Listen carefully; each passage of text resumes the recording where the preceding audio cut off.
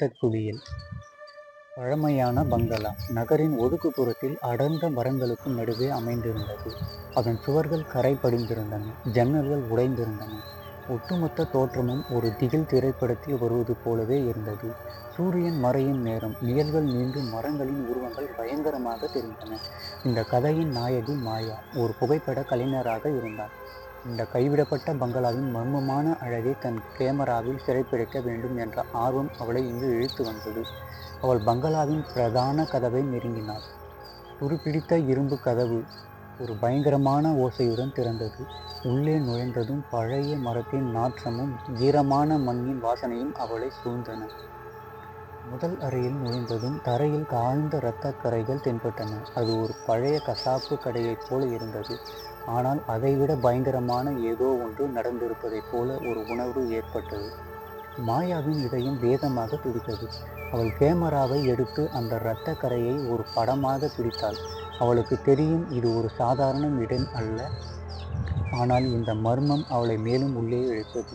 இரண்டாவது மாடிக்கு செல்லும் படிகள் ஏறும்போது பயங்கரமாக சத்தம் போட்டன. படிக்கட்டுகளின் கைப்பிடிகள் வழுக்கும் தன்மையுடன் இருந்தன. அதில் ஏதோ ஒருவித வழவழப்பு இருந்தது. மேலே வந்ததும் ஒரு நீண்ட நடைபாதை இருந்தது. அதன் இருபுறமும் வரிசையாக அறைகள் இருந்தன. நடைபாதையின் நடுவில் ஒரு பெரிய துருப்பிடித்த குளியல் தொட்டி இருந்தது. அந்த குளியல் தொட்டியில் காய்ந்த இரத்தத்தின் அடர்த்தியான படிமங்கள் இருந்தன. தொட்டியின் ஓரத்தில் ஒரு பழைய மங்கி போன பொம்மை கிடந்தது. அதன் கண்கள் மாயாவை பார்ப்பது போலவே இருந்தது. மாயாவின் உடல் முழுவதும் சிலிர்த்தது. இரத்த குளியல் என்ற பெயர் அவளின் மனதில் ஓடியது. இந்த குளியல் தொட்டியில் என்ன நடந்திருக்கும்? யார் இதை இப்படி செய்திருப்பார்கள்? கேள்விகள் அவள் மனதின் துளைத்தன. அவள் குளியல் தொட்டியை நெருங்கினாள். திடீரென்று குளியல் தொட்டியில் இருந்த காய்ந்த இரத்தம் கொஞ்சம் கொஞ்சமாக புதிதாக மாறத் தொடங்கியது. ஒருவித கரும் சிவப்பு நிற திரவம் மெதுவாக அந்த தொட்டியை நிரப்ப ஆரம்பித்தது. அது தண்ணீரை போல இல்லாமல் மிகவும் அடர்த்தியாகவும் பிசுபிசுப்பாகவும் இருந்தது. அதிலிருந்து ஒருவித அழுகிய இறைச்சியின் நாற்றம் வீசியது. மாயா திகைத்து போனாள். இது ஒரு மாயாயை அல்லது நிஜமா என்று அவளால் புரிந்து கொள்ள முடியவில்லை. அந்த இரத்த குளியல் தொட்டி நிரம்பும் வேகமும் அதிலிருந்து கிளம்பும் நாற்றமும் அவளை பயமுறுத்தின. திடீரென்று அந்த இரத்த குளியல் தொட்டியில் இருந்து ஒரு கை மெதுவாக வெளிவந்தது. அது மெலிந்த எறும்புருண்ட கை. அதன் விரல் நுனிகளில் நீண்ட கூர்மையான நகங்கள் இருந்தன. அந்த கை தொட்டியின் ஓரத்தில் இருந்த பொம்மையை மெதுவாக எடுத்தது. மாயா அதிர்ச்சியில் உறைந்து போனாள். அவளால் நகரக்கூட முடியவில்லை. அந்த கை பொம்மையின் தலையை மெதுவாக திருப்பியது. பொம்மையின் கண்களிலிருந்து இரத்த துளிகள் வழியத் தொடங்கின. பிறகு அந்த கை பொம்மையை மீண்டும் இரத்த குளியல் தொட்டியில் மெதுவாக அமிழ்த்தியது. இரத்த குளியல் தொட்டிக்குள் இருந்து ஒரு மெல்லிய விசும்பல் சத்தம் கேட்டது. அது ஒரு குழந்தையின் அழுகையைப் போல இருந்தது. மாயாவின் காதுகளில் அந்த சத்தம் எதிரொலித்தது. அவளுக்கு மூச்சு திணறல் ஏற்பட்டது. அறையின் குளிர் மேலும் அதிகரித்தது. சுவர்களில் காய்ந்த இரத்த கரைகள் மெதுவாக நகர்வது போல மாயாவுக்கு தோன்றியது. அவளுக்கு பின்னால் ஒரு நிழல் மெதுவாக நகர்ந்தது. ஒரு பயங்கரமான குளிர்ச்சியான காற்று அவளை சுற்றிலும் வீசியது. அந்த பங்களாவின் ஒவ்வொரு மூலையிலும் ஒருவித பயங்கரமான சக்தி நிறைந்திருப்பது மாயாவுக்கு புரிந்தது. அவளின் கேமரா திடீரென்று கீழே விழுந்து உடைந்தது. அந்த உடைந்த கண்ணாடிகளில் சத்தம் அந்த அமைதியான இடத்தை ஒரு பயங்கரமான சத்தமாக மாற்றியது. இரத்த குளியல் தொட்டியில் இருந்து மீண்டும் ஒரு கை வெளிவந்தது. இந்த முறை 2 கைகளும் வெளிவந்தன. அவை மாயாவை நோக்கி நீட்டப்பட்டன. அந்த 2 கைகளும் அவளை பிடித்து இழுப்பது போல உணர்ந்தாள். அவளின் இதய துடிப்பு உச்சகட்டத்தை அடைந்தது. அவளால் அங்கிருந்து நகர முடியவில்லை. அந்த இரத்த குளியல் தொட்டி அவளை முழுமையாக விழுங்குவது போல தோன்றியது. அந்த எலும்புருண்ட 2 கைகளும் மாயாவை நோக்கி நீள அவளின் பயம் உச்சம் தொட்டது. அறையின் குளிர் அவளின் எலும்புகள் வரை ஊடுருவியது. திடீரென்று ஒரு சத்தம் அந்த அமைதியை கிழித்தது. அது ஒரு பியானோவின் இசை. பழைய துருப்பிடித்த பியானோ ஒன்றில் மெல்லிசை எங்கிருந்தோ கேட்டது. அந்த இசை இனிமையாக இருந்தாலும் அதில் ஒருவித சோகம் கலந்திருந்தது. மாயா அந்த சத்தம் வந்த திசையை நோக்கி நடந்தாள். கடைசி அறையில் இருந்து வந்த இசை வந்து கொண்டிருந்தது. அந்த கைகள் மெதுவாக பின்வாங்கின. இரத்த குளியல் தொட்டியில் இருந்த இரத்தத்தின் அளவும் கொஞ்சம் கொஞ்சமாக குறைந்தது. மாயாவுக்கு ஆச்சரியமாக இருந்தது. இந்த இசைக்கும் அந்த அமானுஷ சக்திக்கும் என்ன தொடர்பு? அவளின் மனம் அந்த பியானோ இருந்த அறையை நோக்கி அவளை இழுத்தது. இது ஒரு பொறி என்று அவளுக்கு தோன்றினாலும் அந்த இசையின் ஈர்ப்பு அவளை அசைக்க முடியாதபடி செய்தது. பியானோ இசைத்த அந்த அறையின் கதவு மெதுவாக திறந்திருந்தது. உள்ளே ஒரு பழைய தூசியால் மூடப்பட்ட பியானோ இருந்தது. பியானோவின் விசைப்பலகையில் ஒரு மெல்லிய ஒளி மிளிர்ந்தது. அந்த ஒளியில் ஒரு பெண் உருவம் மங்கலாக தெரிந்தது. அது ஒரு இளம் பெண்ணின் உருவம். அவள் ஒரு வெண்மையான உடையில் இருந்தாள். அவளின் கூந்தல் சிறந்த சாரளம் வழியாக வீசிய காற்றில் அசைந்தது. அவள் பியானோ வாசிப்பதைப் போல இருந்தது. ஆனால் அவளின் கைகள் அசைவதில்லை. மாயா மெதுவாக அந்த அறையை நெருங்கினாள். அந்த பெண்ணின் உருவம் அவளை பார்த்தபோது இருந்தது. அவளின் கண்கள் மாயாவுக்கு ஒருவித வலியை உணர்த்தின. இது ஒரு ஆவியா அல்லது ஒரு நினைவின் பிரதிபலிப்பா? மாயா குழம்பி போனாள். பியானோவின் இசை மெதுவாக மறைந்தது. அறையில் ஒருவித அமைதி நிலவியது. அந்த பெண் உருவம் மெதுவாக பியானோவை விட்டு விலகி ஜன்னலுக்கு அருகில் சென்றது. அவளின் முகம் மிகவும் சோகமாக இருந்தது. திடீரென்று அந்த பெண் உருவம் ஒரு பழைய புகைப்படத்தை மாயாவின் பக்கம் வீசியது. அந்த புகைப்படம் தரையில் விழுந்து தூசி படிந்த தரையில் தெரிந்தது. மாயா அந்த புகைப்படத்தை எடுத்தாள். அது ஒரு பழைய குடும்ப புகைப்படம். அதில் அந்த பெண் ஒரு குழந்தையுடனும் ஒரு ஆணோடும் சிரித்தபடி இருந்தாள். ஆனால் அந்த புகைப்படத்தில் ஒரு பகுதி கிழிந்திருந்தது. குழந்தையின் முகம் தெளிவாக தெரியவில்லை. அந்த புகைப்படத்தின் பின்னால் ஒரு கையெழுத்து இருந்தது. எனது இரத்த குளியல் அவர்களின் பாவத்திற்கான தண்டனை என்று எழுதியிருந்தது. மாயாவின் உடல் ஒரு நடுக்கம் ஏற்பட்டது. அந்த பெண் இந்த குடும்பத்தின் உறுப்பினரா? இரத்த குளியலுக்கும் இவர்களுக்கும் என்ன சம்பந்தம்? அவள் கேள்விகளுடன் அந்த பெண் உருவத்தை பார்த்தாள். அந்த உருவம் மெதுவாக ஜன்னல் வழியாக வெளியேறத் தொடங்கியது. வெளியே அடர்ந்த மரங்களுக்கு நடுவே ஒரு பழைய கிணறு தெரிந்தது. அந்த பெண் உருவம் கிணற்றில் விழுந்து நின்று மாயாவை நோக்கி ஒருவித அழுகையுடன் பார்த்தது. கிணற்றின் உள்ளே இருந்து மெல்லிய பிசுபிசுப்பான ஒரு சத்தம் கேட்டது. அது தண்ணீரின் சத்தம் அல்ல, வேறு ஏதோ ஒரு திரவம் கிணற்றுக்குள் நிரம்புவது போல் இருந்தது. அந்த பெண்ணின் உருவம் மெதுவாக கிணற்றுக்குள் குதித்தது. ஒரு கணத்தில் அந்த உருவம் மறைந்தது. கிணற்றின் உள்ளே இருந்து ஒரு நுரை தொங்கியது. அந்த நுரையில் இரத்தத்தின் வாடை வீசியது. மாயாவுக்கு தலை சுற்றியது. இந்த கிணற்றுக்கும் இந்த இரத்த குளியலுக்கும் என்ன தொடர்பு? இந்த குடும்பத்துக்கு என்ன ஆனது? அவள் அவிழ்க்கப்படாத முடிச்சுகளுடன் அங்கேயே நின்று கொண்டிருந்தாள். கிணற்றில் இருந்து வந்த வாடை அவளை மேலும் பயமுறுத்தியது. அந்த பங்களாவின் ஒவ்வொரு மூலையிலும் ஒரு கொடூரமான ரகசியம் புதைந்திருப்பது மாயாவுக்கு புரிந்தது. அவளின் உள்ளுணர்வு அங்கிருந்து ஓடிவிடுமாறு அவளை எச்சரித்தது.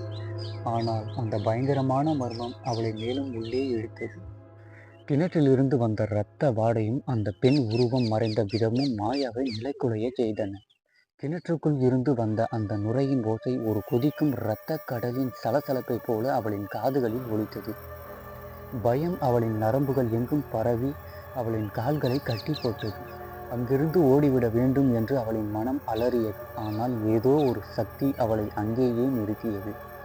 திடீரென்று அந்த கிணற்றின் ஆழத்தில் இருந்து ஒரு பெரிய குமிழ் எழுந்தது. அந்த குமிழுக்குள் இருந்து ஒரு பயங்கரமான ஓசை கேட்டது.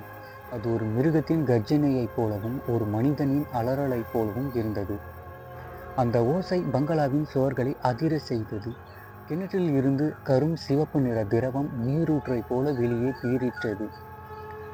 அது இரத்தமா அல்லது வேறேதும் பயங்கரமான திரவமா என்று மாயாவால் யூகிக்க முடியவில்லை. அந்த திரவம் பங்களாவின் சுவர்கள் மீது தெரித்து புதிய இரத்த கரைகளை உருவாக்கியது. சுவர்களில் இருந்த பழைய இரத்த கரைகள் அந்த புதிய திரவத்தால் தொட்டதும் தங்கள் வடிவத்தை மாற்றின. அவை மெதுவாக நகர்ந்து பயங்கரமான உருவங்களாக மாறத் தொடங்கியது. சில கரைகள் மனித முகங்களைப் போலவும், சில கைகளைப் போலவும், சிலது திறந்த வாய்களைப் போலவும் தோன்றின. அந்த உருவங்கள் மாயாவை பார்த்து அலறுவது போல இருந்தது. அந்த அலறல்கள் அவளின் மனதுக்குள் எதிரொலித்தன. மாயா மூச்சு திணறி சுவரில் சாய்ந்தாள். அவளின் பார்வை கிணற்றை விட்டு அகலவில்லை. பீரிட்டு வந்த அந்த திரவம் இப்போது ஒரு சிறிய நீரோடை போல பங்களாவின் தரையில் பரவி மாயாவை நோக்கி நகர்ந்தது. அதன் நாற்றம் மேலும் மோசமாகியது. அழுகிய பிணங்களின் வாடையும் பழைய இரத்தத்தின் வாடையும் கலந்து மூக்கை துளைத்தன.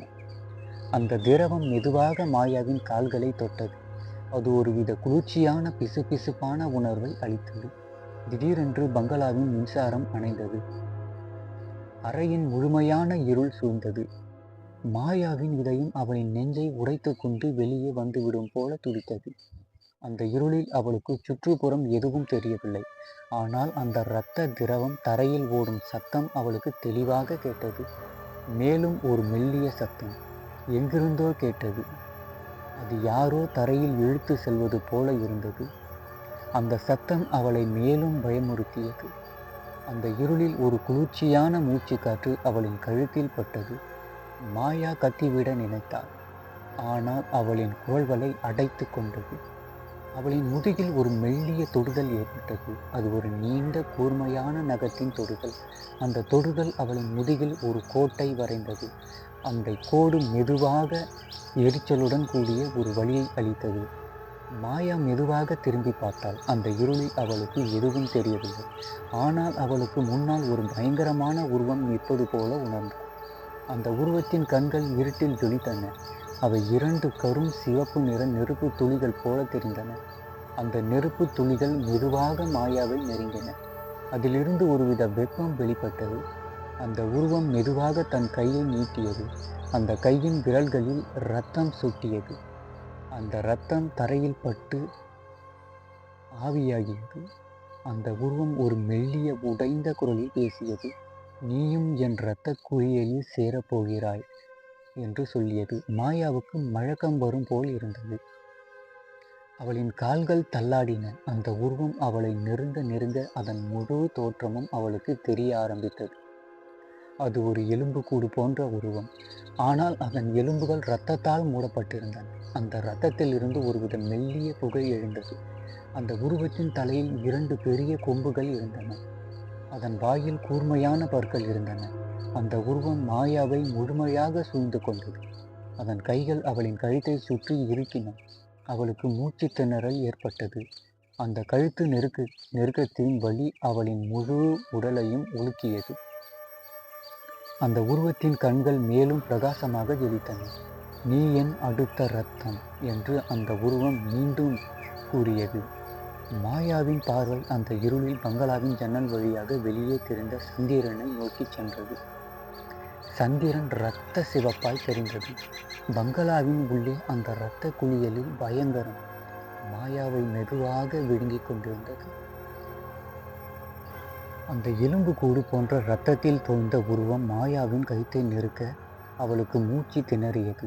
இருண்ட அறையில் அதன் கண்கள் மட்டுமே நெருப்பு துளிகளாய் சுடர்விட்டன.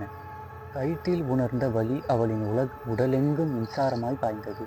அது ஒரு வெறும் பயம் அல்ல, அது மரணத்தின் பிடி. தனது உயிர் மெதுவாக உறிஞ்சிப்படுவதை மாயா உணர்ந்தாள். பங்களா முழுவதும் பயங்கரமான ஓசைகள் எழுந்தன. சுவர்கள் நடுங்கின. உடைந்த கண்ணாடி துண்டுகள் தரையில் சிதறின. எங்கிருந்தோ ஒரு குழந்தையின் அலறல் சத்தம் அந்த இருண்ட சத்தங்களுக்கு மத்தியில் ஒலித்தது. திடீரென்று அந்த உருவத்தின் பிடி தளர்ந்தது. மாயா தரையில் சரிந்தாள். இருண்ட அறையில் ஒரு மெல்லிய வெளிச்சம் தோன்றியது. அது ஒரு பழைய எண்ணெய் விளக்கின் ஒளி. அந்த ஒளியில் ஒரு சிறிய நிழல் மெதுவாக நகர்ந்தது. அது ஒரு சிறுமியின் நிழல். அந்த சிறுமி ஒரு கிழிந்த அழுக்கான வெள்ளாடை அணிந்திருந்தாள். அவளின் கூந்தல் கலைந்து முகத்தை மறைத்திருந்தது. அவளின் கைகளில் ஒரு பழைய பொம்மை இருந்தது. அந்த குளியல் தொட்டியில் மாயா பார்த்த அதே பொம்மை. அந்த சிறுமி இரத்த குளியல் தொட்டியை நோக்கி நடந்தாள். அவள் நடந்த ஒவ்வொரு அடியிலும் இரத்த கரைகள் தரையில் படிந்தன. அந்த சிறுமியின் கால்கள் தரையில் படவில்லை. அவள் மிதந்து சென்றாள். பங்களாவின் உள்ளே குளிர் மேலும் அதிகரித்தது. மாயாவுக்கு உடல் முழுவதும் நடுங்கியது. இந்த சிறுமி யார்? இவளுக்கும் இந்த இரத்த குளியலுக்கும் என்ன சம்பந்தம்? சிறுமி இரத்த குளியல் தொட்டியின் அருகில் வந்ததும் நின்றாள். அவள் மெதுவாக குனிந்து அந்த இரத்த குளியல் தொட்டிக்குள் பார்த்தாள். அவளின் முதுகில் இருந்த கூந்தல் விலக அவளின் முகம் மாயாவுக்கு தெரிந்தது. அது ஒரு குழந்தையின் முகம். ஆனால் அதன் கண்கள் இரத்த சிவப்பாய் இருந்தன. அவளின் கன்னத்தில் ஒரு நீண்ட தழும்பும் வாயின் ஓரத்தில் காய்ந்த இரத்த கரையும் இருந்தது. அவள் மாயாவை பார்த்து கோரமாக சிரித்தாள். அந்த கோர சிரிப்பில் பற்கள் அனைத்தும் நீண்டு கூர்மையாக தெரிந்தன. நீயும் எங்களுடன் சேர் என்று அந்த சிறுமி ஒரு மெல்லிய உடைந்த குரலில் சொன்னாள். அவளின் குரல் ஒரு உடைந்த கண்ணாடி துண்டின் சத்தத்தைப் போல இருந்தது. அந்த சிறுமியின் கை மெதுவாக தொட்டிக்குள் சென்றது. அவள் ஏதோ ஒன்றை தேடுவது போல் இருந்தது. பிறகு அவளின் கை ஒரு மனிதனின் எலும்பை பிடித்தபடி வெளியே வந்தது. அந்த எலும்பில் சதையும் இரத்தமும் ஒட்டியிருந்தன. அந்த சிறுமி அந்த எலும்பை ஒரு கொடூரமான பூவை போல முகர்ந்து பார்த்தாள். மாயாவின் வயிறு குமட்டியது. அவளுக்கு வாந்தி வரும் உணர்வு ஏற்பட்டது. அந்த சிறுமி அந்த எலும்பை வாய் அருகே கொண்டு சென்றாள். அதன் கூர்மையான பற்களால் அந்த எலும்பில் இருந்து ஒரு துண்டை பிடித்து எறிந்தாள். எலும்பு கடித்த சத்தம் போட்டது. அந்த சிறுமி அந்த எலும்பை மெதுவாக சுவைத்து உண்டாள். அவளின் வாயிலிருந்து இரத்தம் வழிய அவள் மாயாவை பார்த்து கோரமாக சிரித்தாள். அந்த சிறுமியின் சிரிப்பு பங்களாவின் சுவர்கள் எங்கும் எதிரொலித்தது. ஒவ்வொரு எதிரொலியும் ஒரு பயங்கரமான மனிதனின் அழுகுரலை போல ஒலித்தது. திடீரென்று பங்களாவின் தரை வெடித்தது. கீழே இருந்து கரும் சிவப்பு நிற திரவம் நீரூற்றை போல மேலே பீறிட்டது. அது ஒரு எரிமலை வெடித்தது போல இருந்தது. அந்த திரவம் பங்களா முழுவதும் பரவி சுவர்களை தளங்களை மூடியது.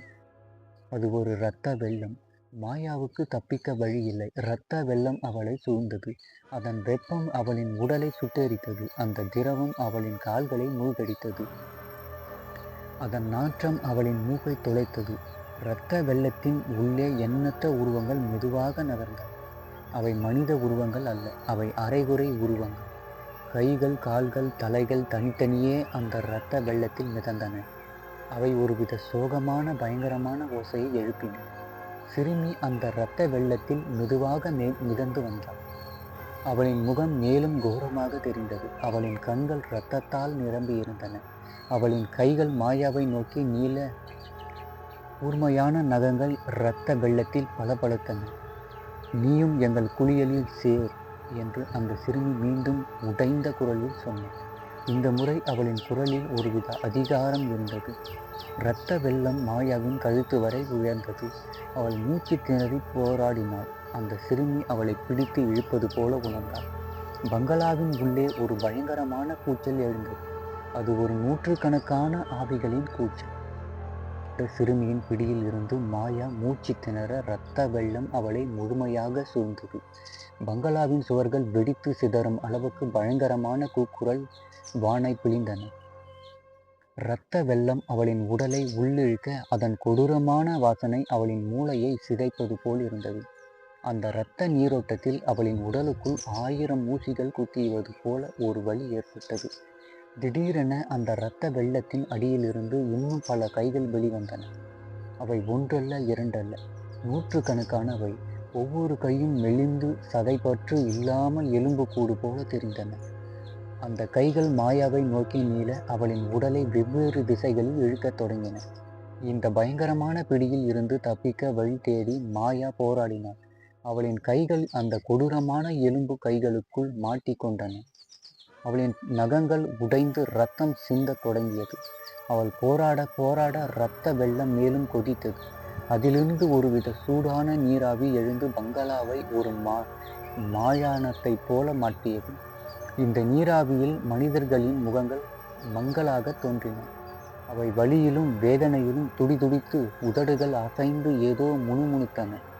மாயாவுக்கு தெளிவாக கேட்கவில்லை. ஆனால் அந்த ஓசைகள் விடுதலை விடுதலை என்று கேட்பது போல இருந்தது. அந்த சிறுமி இரத்த வெள்ளத்தில் மாயாவின் அருகிலேயே மிதந்து வந்தாள். அவளின் கண்கள் இப்போது இருண்ட பளபளப்புடன் வெறித்தனமாக சுழன்றன. அவள் தனது பொம்மையை உயர்த்தி பிடித்து அதை கோரமாக பார்த்தாள். பொம்மையின் கண்களில் இருந்து மீண்டும் இரத்த துளிகள் வழியத் தொடங்கின. இவர்கள் அனைவரும் என் நண்பர்கள், நீயும் எங்களுடன் சேர் வேண்டும் என்று அந்த சிறுமி அலறினாள். அவளின் குரல் இடி முழக்கத்தைப் போல பங்களா முழுவதும் எதிரொலித்தது. அந்த கைகள் மாயாவை இரத்த வெள்ளத்தில் ஆழத்திற்கு இழுக்கத் தொடங்கின. அவளின் தலை இரத்தத்தில் மூழ்க ஆரம்பித்தது. மூச்சு காற்று நின்று உலகம் இருண்டது. அந்த ஆழத்தில் அவளுக்கு ஒரு மங்கலான ஒளி தெரிந்தது. அது ஒரு பெரிய குகையை போன்ற ஒரு இடம். அந்த குகையின் சுவர்கள் அடர்த்தியான இரத்தத்தால் பூசப்பட்டிருந்தன. உள்ளே எண்ணற்ற உருவங்கள் ஒரு வட்டமாக அமர்ந்திருந்தன. அவை அனைவரும் அந்த சிறுமியைப் போலவே இரத்தத்தால் தோய்ந்திருந்தன. அவர்கள் அனைவரும் ஒருவித சடங்கை செய்வது போல ஒரு பழங்கால மொழியில் ஏதோ முணுமுணுத்துக் கொண்டிருந்தனர். அந்த குகையின் நடுவில் ஒரு பெரிய பீடம் இருந்தது. அந்த பீடத்தின் மேல் ஒரு வயதான பெண் நிர்வாணமாக படுத்து கிடந்தாள். அவளின் உடல் முழுவதும் வெட்டுக்காயங்களால் நிரப்பப்பட்டிருந்தது. அவளின் கண்களும் வாயும் திறந்திருந்தன. அவள் இறந்து வெகு நேரமாயிருந்தாலும் அவளின் கண்களில் ஒருவித பயங்கரமான பார்வை உறைந்திருந்தது. பீடத்தின் கீழே ஒரு பெரிய கத்தி இருந்தது. அந்த கத்தியில் புதிய இரத்தம் சொட்டி கொண்டிருந்தது. அந்த சிறுமி மாயாவை அந்த பீடத்தை நோக்கி இழுத்துச் சென்றாள். இவள் இவள் என் அம்மா என்று அந்த சிறுமி அழுதாள். அவளின் அழுகையின் ஒருவித பயங்கரமான வெறி கலந்திருந்தது. இவள் செய்த பாவங்களுக்காக இரத்த குளியல் இவள் மட்டுமே காரணம். மாயா திகைத்து போனாள். இந்த குடும்பத்தின் ரகசியம் இன்னும் ஆழமானது. இந்த பெண் இந்த குடும்பத்தின் தாயா? ஏன் இந்த கொடூரமான நிலை? அந்த சிறுமி அந்த கத்தியை எடுத்தாள். அந்த கத்தியின் கூர்மையான முனை சந்திர ஒளியில் ஜொலித்தது. சிறுமியின் கண்களில் ஒருவித வெறி தாண்டவமாடியது. அவள் மாயாவின் பக்கம் திரும்பினாள். நீயும் எங்கள் குளியலில் சேர். என் அம்மா செய்த பாவத்திற்கு நீயும் பிராயச்சித்தம் செய்ய வேண்டும் என்று அந்த சிறுமி கத்தினாள். அந்த கத்தி மாயாவின் கழுத்தை நோக்கி உயர்ந்தது. அந்த நொடி பங்களா முழுவதும் ஒரு பயங்கரமான அலறல் சத்தம் கேட்டது. அது மாயாவின் அலறல் அல்ல, வேறு ஏதேனும் ஒரு ஆவியின் அலறலா என்று அவளுக்கு புரியவில்லை. அந்த இரத்த வெள்ளம் மேலும் கொதித்து குகையை முழுமையாக மூழ்கடித்தது. அந்த சிறுமியின் முகம் அந்த கத்தியுடன் இரத்த வெள்ளத்தில் மாயாவுடன் கலந்து மறைந்தது. பங்களாவின் உள்ளே ஒரு புதிய அத்தியாயம் ஆரம்பமானது. அந்த கத்தி மாயாவின் கழுத்தை நெருங்க இரத்த வெள்ளம் குகையை முழுமையாக மூழ்கடித்தது.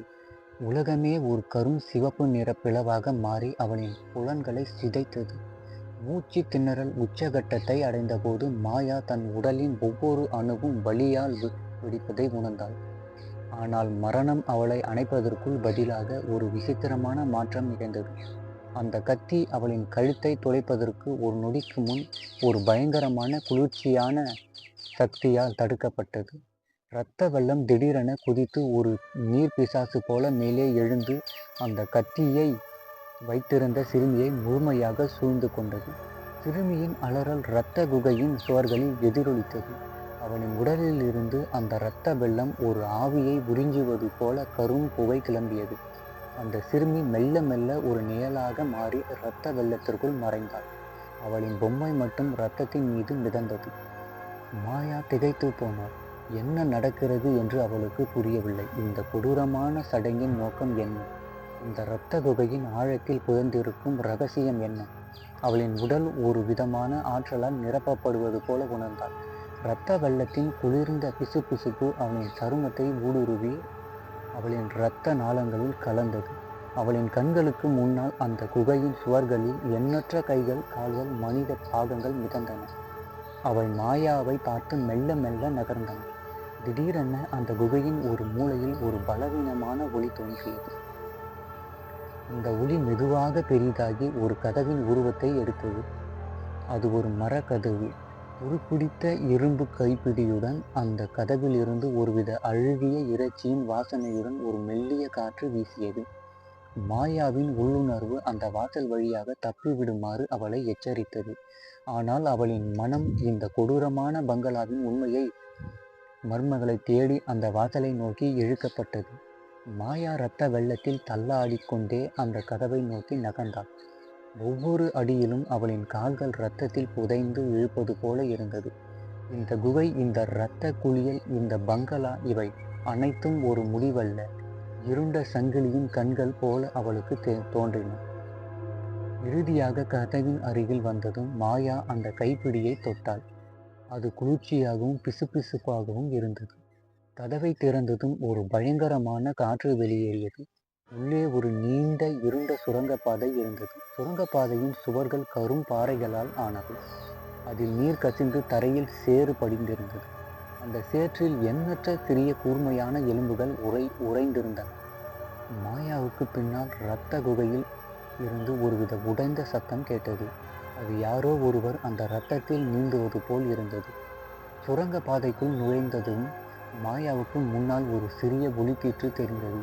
அது ஒரு மெல்லிய மெழுகுவர்த்தி. அந்த ஒளி எங்கிருந்தோ வந்து ஒரு மெல்லிய காற்றின் அசைவில் அங்கும் இங்கும் அலைந்தது. அந்த ஒளியை நெருங்க ஒரு சிறிய அறையை அடைந்தார். அந்த அறையின் நடுவில் ஒரு மேசை இருந்தது. அதன் மேல் ஒரு மெழுகுவர்த்தி எரிந்து கொண்டிருந்தது. மேசையின் அருகில் ஒரு நாற்காலியில் ஒரு மனித உருவம் அமர்ந்திருந்தது. அதன் முதுகு மாயாவை நோக்கி இருந்தது. அந்த உருவம் அசைவற்று இருந்தது. அது உயிருடன் இருக்கிறதா இல்லையா என்று மாயாவுக்கு தெரியவில்லை. அந்த அறையெங்கும் பழமையான புத்தகங்களும் விசித்திரமான கருவிகளும் சிதறி கிடந்தன. சுவர்களில் புரியாத குறியீடுகள் வரையப்பட்டிருந்தன. மாயா மெதுவாக அந்த உருவத்தை நெருங்கினாள். அவளின் இதயம் வேதமாக துடித்தது. அது ஒரு முதிய ஆண் உருவம்.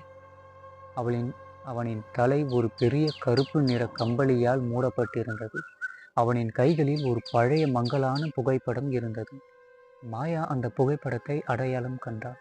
அது இரத்த குளியல் தொட்டியின் அருகில் கண்ட அதே கிழிந்த குடும்ப புகைப்படம். இந்த முறை குழந்தையின் முகம் தெளிவாக தெரிந்தது. அது ஒரு சிறுமியின் முகம். அந்த முதியவர் மெதுவாக தலையை திருப்பினார். அவனின் முகம் சுருங்கியிருந்தது. கண்கள் உள்ளே குழிந்திருந்தன. அவனின் கண்களில் ஒருவித பைத்தியக்காரத்தனம் தெரிந்தது. அவன் மாயாவை பார்த்ததும் ஒரு மெல்லிய பயங்கரமான புன்னகையுடன், நீயும் வந்தாயா? இந்த குடும்பத்தின் பாவங்களுக்கு நீயும் சாட்சியா என்று கேட்டான். அவனின் குரல் உடைந்த ஓசையுடன் அறையில் எதிரொலித்தது. மேசையில் இருந்த மெழுகுவர்த்தி வேகமாக அசைந்து பிறகு அணைந்தது. அறையில் மீண்டும் இருள் சூழ்ந்தது. மாயாவுக்கு பின்னால் சுரங்கப்பாதையின் ஆழத்தில் இருந்து எண்ணற்ற பயங்கரமான இரத்தம் உறைந்த கூக்குரல்கள் எழுந்தன. அவை மாயாவை நோக்கி விரைந்து வந்தன. அந்த கூக்குரல்கள் நெருங்க நெருங்க மாயாவின் உடல் முழுவதும் நடுங்கத் தொடங்கியது.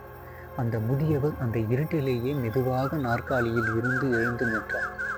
அவர்கள் வந்திருக்கிறார்கள், என் பிள்ளைகள், என் பாவங்கள், அவர்கள் அனைவரும் வந்திருக்கிறார்கள் என்று முணுமுணுத்தார்.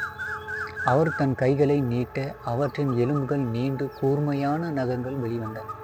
அவை குகையின் இரத்த கரைகளில் இருந்து வந்த கைகளைப் போலவே இருந்தன. திடீரென சுரங்கப்பாதையின் இருளில் இருந்து ஒரு கை வெளிவந்தது. அது மாயாவின் காலை பிடித்து எடுத்தது. அவள் நிலை தடுமாறி தரையில் விழுந்தாள். அந்த சேற்று மண்ணில் எண்ணற்ற எலும்புகள் அவளின் உடலை உருட்டின. அவளின் கால்கள் வலிக்கும் அளவுக்கு பிடித்து இழுக்கப்பட்டன. சுரங்கப்பாதையின் ஆழத்திலிருந்து பல உருவங்கள் வெளிவந்தன. அவை மனித உருவங்கள் அல்ல. அவை அரைகுறை சதைப்பற்றுடன், கிழிந்த ஆடைகளுடன், கண்கள் இல்லாத பள்ளங்களுடன் வெளிவந்தன. ஒவ்வொன்றும் ஒருவித பயங்கரமான ஓசையை எழுப்பின. அவை அந்த முதியவரை நோக்கி பசியுடன் நகர்ந்தன. என் பிள்ளைகளா, என்னை மன்னியுங்கள் என்று அந்த முதியவர் அலறினார். அவனின் அலறலில் ஒருவித பயங்கரமான வேதனை இருந்தது. அந்த புருவங்கள் ஒரு பசியுடன் கூடிய கூட்டத்தைப் போல முதியவரை சூழ்ந்து கொண்டன. அவை அவனின் உடலை சண்டையிட்டு கடித்தன. முதியவரின் அலறல்கள் பயங்கரமான சத்தங்களாக மாறின. அவரது உடல் துண்டு துண்டாக சிதறியது. அவரது எலும்புகள் சுரங்கப்பாதையின் சேற்றில் சிதறின. மாயாவுக்கு இது ஒரு பயங்கரமான கனவு போல இருந்தது. முதியவர் சிதறியதும் அந்த அரைகுறை உருவங்கள் மாயாவை நோக்கி திரும்பின. அவளின் கண்கள் பயத்தில் விரிந்தன. அந்த கைகள் அவளை பிடித்து இழுக்க வந்தன. அவள் வலி குரலுடன் போராடினாள். திடீரென அந்த அறையின் சுவர்களில் ஒரு பழைய மங்கலான ஓவியம் தெரிந்தது. அது ஒரு பெரிய கருப்பு நிற சிலுவையின் ஓவியம். அந்த சிலுவையில் ஒரு பெண் உருவம் தொங்க விடப்பட்டிருந்தது. அவளின் உடலெங்கும் கத்தி காயங்கள் இருந்தன. அவளின் முகம் வேதனையில் சுருங்கி இருந்தது. அந்த ஓவியத்தின் கீழ் ஒரு பழங்கால மொழியில் அவளின் இரத்த குளியல் அனைவரின் பாவங்களுக்குமான முடிவு என்று எழுதப்பட்டிருந்தது. அந்த உருவங்கள் ஓவியத்தை பார்த்ததும் ஒரு கணம் நின்றது. அவைகளின் வெறி அடங்கியது போல தோன்றியது. மாயாவுக்கு தெரியும், இந்த ஓவியத்திற்கு ஏதோ ஒரு சக்தி இருக்கிறது. அவள் தன் கைகளை அசைத்து மெதுவாக அந்த ஓவியத்தை நோக்கி கத்தினாள். நிறுத்துங்கள்! அவளின் குரல் ஒருவித அதிகாரத்துடன் ஒலித்தது. அந்த உருவங்கள் இன்னும் ஒரு படி கூட நகரவில்லை. திடீரென அந்த சிலுவை ஓவியத்தில் இருந்து ஒரு மெல்லிய நீல நிற ஒளி கிளம்பியது. அந்த ஒளி அறை முழுமையாக ஆக்கிரமித்தது. அந்த ஒளியின் பிரகாசத்தில் அரைகுறை உருவங்கள் மெதுவாக கரைந்தன. அவை ஒருவித சோகமான முணுமுணுக்கும் சத்தத்துடன் மறைந்தன. அந்த முதியவரின் சிதறிய உடலும் இரத்த கரைகளும் மெதுவாக காய்ந்து தூசியாக மாறின. மாயா திகைத்து போனாள். என்ன நடந்தது? யார் அந்த பெண்? இந்த சிலுவையின் மர்மம் என்ன? அந்த பங்களாவின் ஒவ்வொரு மூலையிலும் புதைந்திருக்கும் ரகசியங்கள் மேலும் ஆழமாகிக் கொண்டே சென்றன. சுரங்கப்பாதையில் முடிவில் அந்த நீல நிற ஒளி மெதுவாக பெரிதாகி ஒரு கதவின் உருவத்தை எடுத்தது. அது ஒரு மரக்கதவு. ஆனால் இந்த முறை அதன் மீது ஒரு பெரிய வெள்ளி நிற சிலுவை பதிக்கப்பட்டிருந்தது. மாயா மெதுவாக எழுந்து அந்த கதவை நோக்கி நடந்தாள். அவளின் கால்களில் இன்னும் அந்த இரத்த சேற்றின் ஒட்டுதல் இருந்தது. அந்த கதவை திறந்ததும் ஒரு புதிய உலகம் அவளை வரவேற்றது. அது ஒரு அடர்ந்த காடு. நில ஒளியில் மரங்கள் பயங்கரமாக தெரிந்தன. காற்றின் சத்தம் ஏதோ ஒரு பாடல் போல ஒலித்தது. ஆனால் அந்த பாடல் ஒருவித சோகமும் பயங்கரமும் கலந்திருந்தது. அந்த காட்டின் நடுவில் ஒரு பெரிய பழமையான ஆலமரம் இருந்தது. அதன் கிளைகள் ஆழமான வேர்களைப் போல தரையில் பதவி இருந்தன. மரத்தின் கீழ் ஒரு சிறிய கல்மேடை இருந்தது. அதன் மேல் ஒரு பழங்கால புத்தகம் திறந்திருந்தது. அதன் பக்கங்கள் மஞ்சள் நிறமாக மாறி அதில் எழுதப்பட்டிருந்த எழுத்துக்கள் மங்கலாக தெரிந்தன.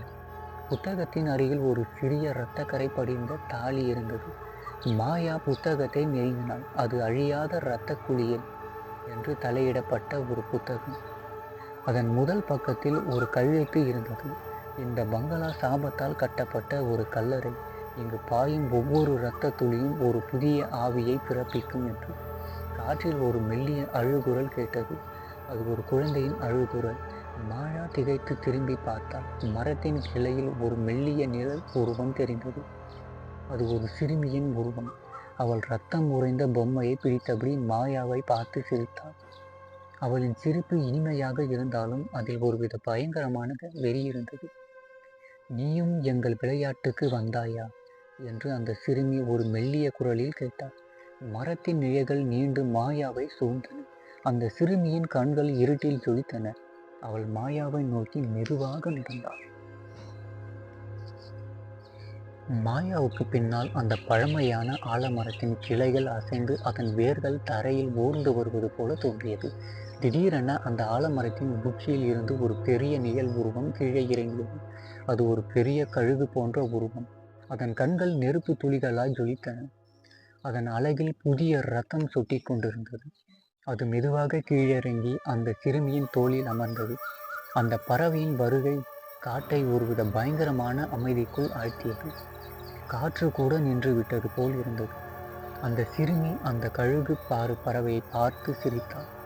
இவன் என் காவலன். உன்னை பிடித்து எங்கள் குளியலில் சேர்ப்பான் என்றது. மாயாவுக்கு தப்பிக்க வழியே இல்லை. அந்த கழுகு பறவை அதன் கூர்மையான அழகை மாயாவை நோக்கி நீட்டியது. அதன் கண்களில் ஒருவித பசி தெரிந்தது. அதே நேரம் அந்த சிறுமி தனது கையில் இருந்த அழியாத இரத்த குளியல் என்ற புத்தகத்தை மெதுவாக திறந்தாள். அதன் பக்கங்கள் தாமாகவே புரளத் தொடங்கின.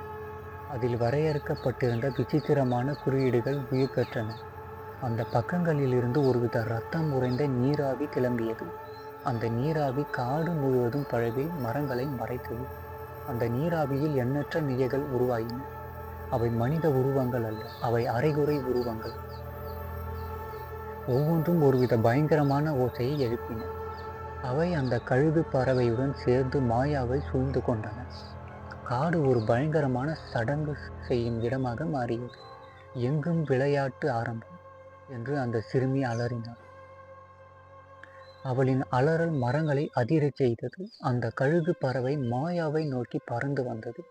அதன் அலகில் இருந்த இரத்தம் சொட்ட அதன் நகங்கள் அவளை கிழிப்பதற்கு தயாராக இருந்தன. அதே நேரம் அந்த நிழல் உருவங்கள் மாயாவை தங்கள் நீண்ட கைகளால் பிடித்து அவளை மரத்தின் அடிவாரத்தில் இருந்த கல் மேடைக்கு இழுத்துச் சென்றன. அந்த கல் மேடையில் ஒரு பெரிய துருப்பிடித்த வாள் கிடந்தது. அதன் மீது பழைய இரத்தம் காய்ந்திருந்தது. அந்த சிறுமி வாளை எடுத்தாள். அவளின் கண்கள் ஒருவித வெறித்தனமான பளபளப்புடன் தெளித்தன. இந்த வாள் எங்கள் குடும்பத்தின் சாபம். இதோ உன் இறுதி நேரம் என்று அவள் சொன்னாள். திடீரென அந்த வாள் சிறுமியின் கைகளில் இருந்து நழுவி மேடையில் விழுந்தது. காடு முழுவதும் ஒருவித மர்மமான இசை ஒலித்தது. அது ஒரு பெண்ணின் மெல்லிய அழுகுரல் போலவும் ஒருவித ஆறுதல் தரும் பாடலைப் போலவும் இருந்தது. அந்த இசை மரங்களுக்கு நடுவே இருந்து வந்தது. மாயா அந்த சத்தம் வந்த திசையை நோக்கினாள். மரங்களுக்கு பின்னால் ஒரு மெல்லிய ஒளி தோன்றியது.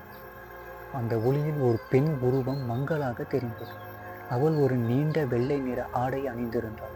அவளின் கூந்தல் இருண்ட பின்னங்களாக அவளின் தோள்களில் விழுந்திருந்தது. அவளின் கண்களில் ஒருவித சோகமும் அதே நேரத்தில் அமைதியும் இருந்தது. அவளின் கைகளில் ஒரு சிறிய மங்கலான புகைப்படம் இருந்தது. அது அந்த முதியவர் வைத்திருந்த அதே குடும்ப புகைப்படம். இந்த முறை புகைப்படத்தில் சிறுமி அவளின் அம்மா மற்றும் அப்பாவுடன் சிரித்தபடி இருந்தாள். ஆனால் இந்த புகைப்படத்தில் சிறுமியின் முகத்தில் காய்ந்த இரத்தம் இல்லை. அந்த பெண் உருவம் அந்த சிறுமியை பார்த்து மெதுவாக புன்னகைத்தது. போதும் என் குழந்தையே, உன் வேதனை போதும். இந்த சாபம் முடிவுக்கு வர வேண்டும். அவளின் குரல் மிகவும் மென்மையாகவும் அதே நேரத்தில் உறுதியாகவும் இருந்தது. அந்த சிறுமி அந்த பெண் உருவத்தை பார்த்ததும் ஒரு கணம் உறைந்து போனாள். அவளின் கண்களில் இருந்த வெறி குறைந்து ஒருவித குழப்பம் ஏற்பட்டது. அந்த கழுகு பறவை அவளின் தோளில் இருந்து பறந்து இருளில் மறைந்தது. நிழல் உருவங்களும் மெதுவாக கரைந்தன. காட்டில் மீண்டும் அமைதி நிலவியது. நீ யார் என்று அந்த சிறுமி மெல்லிய குரலில் கேட்டாள். நான் தான் உன் தாய், இந்த சாபத்தின் ஆதி மூலம் என்று அந்த பெண் உருவம் சொன்னது. இந்த இரத்த குளியல் என் தவறால் ஏற்பட்டது. பழிக்கு பழி, மரணத்திற்கு மரணம். அது என் குடும்பத்தின் சாபமாக மாறியது. அந்த பெண் உருவம் மெதுவாக அந்த சிறுமியின் அருகில் வந்தது. அவளின் கைகளில் இருந்த புகைப்படத்தை காட்டியது. நாம் அனைவரும் ஒரு காலத்தில் மகிழ்ச்சியாக வாழ்ந்தோம். ஆனால் என் சுயநலத்தால் இந்த சாபம் என் குடும்பத்தை பற்றி கொண்டது. மாயாவுக்கு இப்போது எல்லாம் தெளிவாகியது. இந்த ஆலமரம், இந்த பங்களா, இந்த குடும்பம், இவை அனைத்தும் ஒரு பயங்கரமான ரகசியத்தை மறைத்துள்ளது. இந்த தாய் அவளின் பாவத்தால் இந்த சாபத்தை உருவாக்கினார். அந்த சிறுமி இந்த சாபத்தின் அடுத்த பலி. அந்த முதியவர் அந்த தாயின் கணவராக இருக்கலாம். திடீரென அந்த பெண் உருவத்தின் முகம் மாறியது. அவளின் கண்கள் இரத்த சிவப்பாயின. அவளின் கைகள் நீண்டு கூர்மையான நகங்கள் வெளிவந்தன. அவளின் குரல் ஒருவித பயங்கரமான ஓசையாக மாறியது. ஆனால் இந்த சாபத்தை நீ முடிக்க முடியாது, என்னால் கூட முடியாது. நீயும் என் இரத்த குளியலில் சேர வேண்டும் என்றார். அந்த பெண் உருவம் மாயாவை நோக்கி பாய்ந்தது. அவளின் நகங்கள் மாயாவின் உடலை கிழிப்பதற்கு தயாராக இருந்தன. அதே நேரம் அந்த சிறுமி மீண்டும் அந்த வாளை எடுத்தாள். அவளின் கண்களில் மீண்டும் வெறி தண்டமாடியது. மரங்களுக்குள் இருந்து ஒரு மர்மமான பளபளப்புடன் மரங்கள் அசைந்து தங்கள் கிளைகளை மாயாவை நோக்கி நீட்டின. அது அவளை சுற்றி ஒரு மரக்கூண்டை உருவாக்குவது போல இருந்தது. மாயாவுக்கு தப்பிக்க வழியே இல்லை. திடீரென ஒரு பலத்த இடி சத்தம் கேட்டது. வானம் இருண்டு மின்னல் கீற்றுகள் ஆலமரத்தின் உச்சியில் விழுந்தன. மின்னலின் வெளிச்சத்தில் ஒரு புதிய உருவம் தோன்றியது. அது ஒரு வயதான துறவி. அவரது உடலில் ஒருவித தெய்வீக ஒளி படர்ந்திருந்தது. அவரது கைகளில் ஒரு பெரிய ஒளிரும் புத்தகம் இருந்தது. அந்த புத்தகத்தில் இருந்து ஒரு மெல்லிய மந்திர குரல் கேட்டது. நிறுத்துங்கள் என்று துறவி சத்தமாக உச்சரித்தார். அவரது குரல் இடி முழக்கத்தை விட பலமாக இருந்தது. ஆலமரம் ஒரு கணம் உறைந்து போனது. தாய் உருவம், சிறுமி, வாள் அனைத்தும் அசைவற்று நின்றன. அந்த மந்திர குரல் அவர்களை சுற்றிலும் ஒரு பாதுகாப்பு கோட்டை உருவாக்குவது போல் இருந்தது. இந்த சாபம் பல நூற்றாண்டுகளாக இந்த குடும்பத்தை பிடித்துள்ளது என்று துறவி சொன்னார். பழிக்கு பழி என்ற எண்ணம் ஒரு சங்கிலி தொடராக உங்கள் தலைமுறைகளை விழுங்கியுள்ளது. இந்த இரத்த குளியல் ஒருபோதும் முடிவானது கிடையாது. நீங்கள் பாவத்தை புரிந்து அதற்கான பிராயச்சித்தத்தை தேடும் வரை. துறவி தனது புத்தகத்தை திறந்தார். அதிலிருந்து ஒரு சக்தி வாய்ந்த ஒளி கிளம்பியது. அந்த ஒளி தாய் உருவத்தையும் சிறுமியையும் சூழ்ந்து கொண்டது. அவர்களின் கண்கள் அந்த ஒளியின் பிரகாசத்தில் ஒருவித அமைதியை கண்டன. தாய் உருவத்தின் இரத்தம் தோய்ந்த கண்கள் மெதுவாக ஒருவித சோகத்துடன் மாறின. சிறுமியின் வெறித்தனமான சிரிப்பு ஒரு மெல்லிய விசும்பலாக மாறியது. நான் செய்த தவறை இப்போது உணர்கிறேன் என்று தாய் உருவம் ஒரு மெல்லிய குரலில் சொன்னான். என் சுயநலத்தால் என் குடும்பத்தையே நான் அழித்தேன். நான் உருவாக்கிய இந்த இரத்த குளியல் என் குழந்தைகளையும் பழி வாங்கியது என்று சொன்னாள். அவளின் கண்களில் இருந்து இரத்தத்திற்கு பதிலாக கண்ணீர் வழிய தொடங்கியது. அது அந்த சாபத்தின் இறுதி கண்ணீராக இருந்தது. சிறுமி தன் கையில் இருந்த வாளை கீழே போட்டாள். அவளின் உடல் மெதுவாக ஒளியில் கரைந்தது. அம்மா, என்னை மன்னித்து விடு என்று அவள் சொன்னாள். அவளும் தாய் உருவமும் அந்த ஒளியில் ஒன்றிணைந்து ஒரு பிரகாசமான நட்சத்திரமாக மாறி வானில் மறைந்தன. ஆலமரம் மீண்டும் அமைதியானது. காடு பழைய நிலைக்கு திரும்பியது. காற்று வீசத் தொடங்கியது. மரங்கள் மெதுவாக அசைந்தன. கல் மேடையில் இரத்தக் கரைகள் அனைத்தும் மறைந்து ஒருவித புதிய பச்சை நிற புற்கள் வளர்ந்தன. அழியாத இரத்த குளியல் என்ற புத்தகம் வெறும் தூசியாக மாறி காற்றில் கரைந்தது. துறவி மாயாவை நோக்கி திரும்பினார். இந்த சாபம் முடிவுக்கு வந்துவிட்டது. இந்த பங்களா இனி பயம்புறுத்தும் இடமல்ல. இது ஒரு துயரமான குடும்பத்தின் முடிவற்ற சண்டையின் சான்றாக இருக்கும். மாயா அந்த பங்களாவை பார்த்தாள். அது இன்னும் பழமையாகவும் பாழடைந்ததாகவும் இருந்தது. ஆனால் அதில் இருந்த பயங்கரம் மறைந்திருந்தது.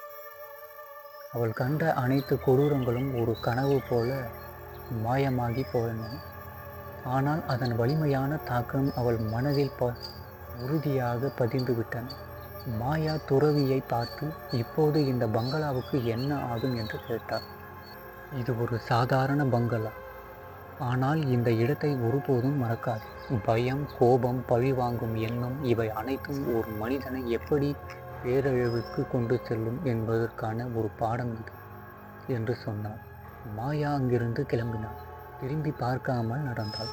அவள் தன் கேமராவை எடுத்தாள். ஆனால் அவள் எடுத்த எந்த படமும் அதில் இல்லை.